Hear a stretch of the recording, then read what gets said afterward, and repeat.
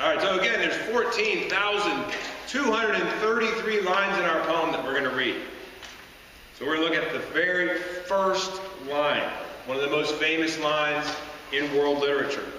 Nel mezzo di cammin di nostra vita. Right? In the middle of the journey of our life.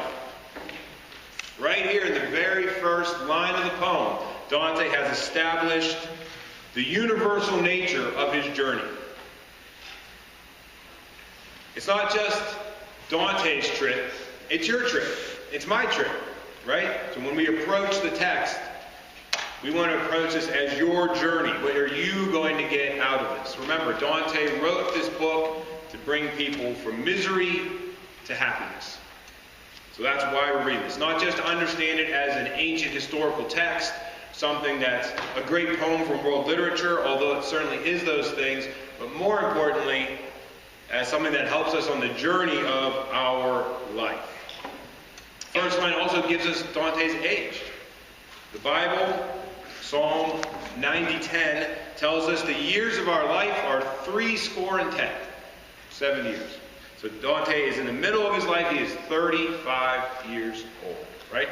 In the mid-30s, we're kind of seen as the perfect life, the perfect age of your life in the Middle Ages. Of course, Christ died at 33, so that was seen as a perfect year. And 35 here, being the exact middle of the biblical life expectancy, was also seen as the prime of your life.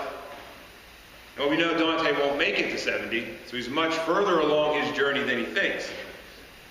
But here he has, Nel mezzo di cammin di nostra vita, mi ritrovai per una selva oscura. So in the middle of the journey of our life, I found myself in a dark wood, right? So now it's from the universal, the middle of the journey of our life. Now it's, I found myself in a dark wood. So this is Dante's journey too. And this is important because he expects us to at least suspend disbelief when we're reading the poem and believe this is something he actually journeyed. This is a journey he actually took. He actually went through hell, up purgatory, and into the heavens. That's what he wants us to believe. That's certainly, he keeps telling us that again and again throughout the poem. He's just writing down what he remembers. So this is his journey also. So he finds himself in a selva oscura, a dark wood. And this brings to mind, if we're familiar with some of Dante's other books, he has a book called The Banquet, Il Convivio. It's a book he was writing about philosophy. He would write a poem and then he would expound upon the poem and write about philosophy. He didn't finish the work. Instead, he broke it off to write this instead.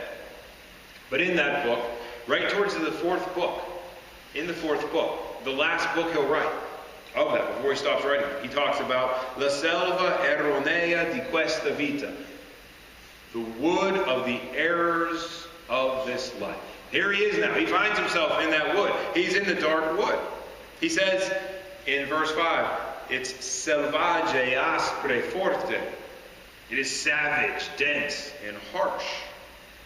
So what is he doing here? What does this mean? Remember, Dante's works are polysemous, he tells us, right? There's lots of layers of meaning. So sure, in one level, here's a guy, he's in wood. He's a terrifying wood. It's harsh. But what are we supposed to be thinking of? Yes. Who said it?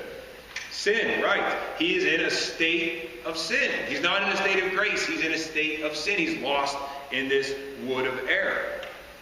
Also, we might bring to mind Eden, right? The perfect Garden of Eden where everything was beautiful.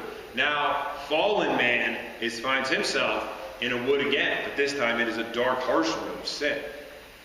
This is Dante's crisis of faith. Remember, he has lost the love of his life in Beatrice, right? She's dead. He's been kicked out of his home. He's lost his money. He's wandering around trying to find different people he can write letters for or whatever he can do. Go on embassies.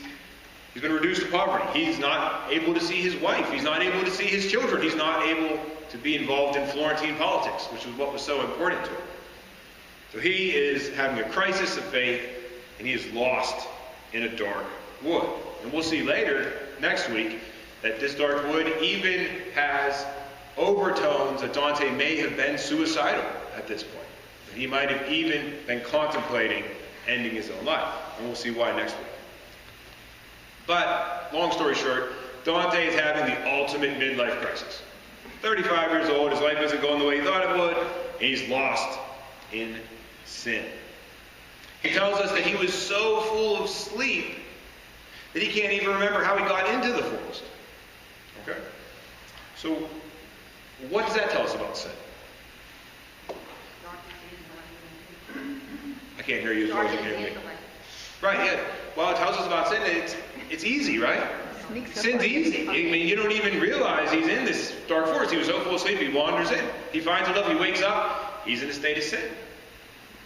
I think maybe some of us could maybe relate to that, right? All of a sudden, oh, what have I done? Now I'm in a state of sin.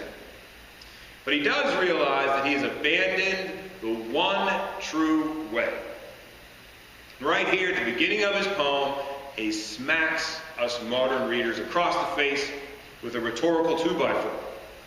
One true way, we might be tempted to ask, but aren't there many ways to God? Is it really true that here he is losing the one true way of the Catholic faith?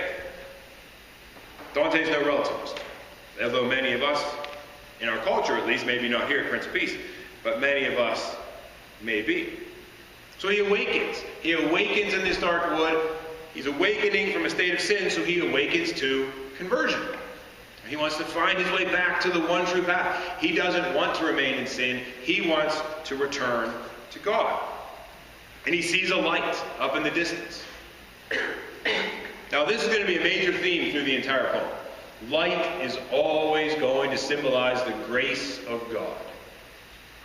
For Dante, light is the grace of God.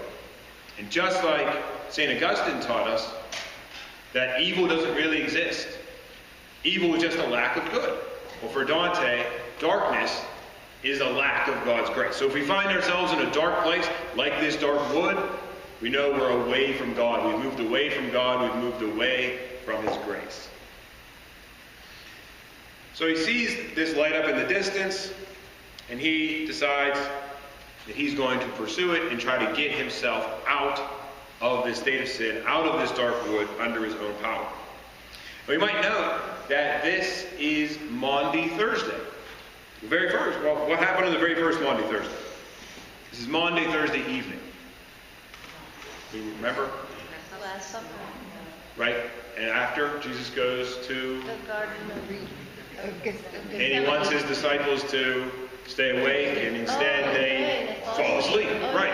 And so just like Dante, here he is. Now it's Maundy Thursday again, and Dante wakes up. Just like Christ was waking the disciples up so many years before, now Dante is also being awakened, and he wants to go towards the light, towards the symbol of Jesus.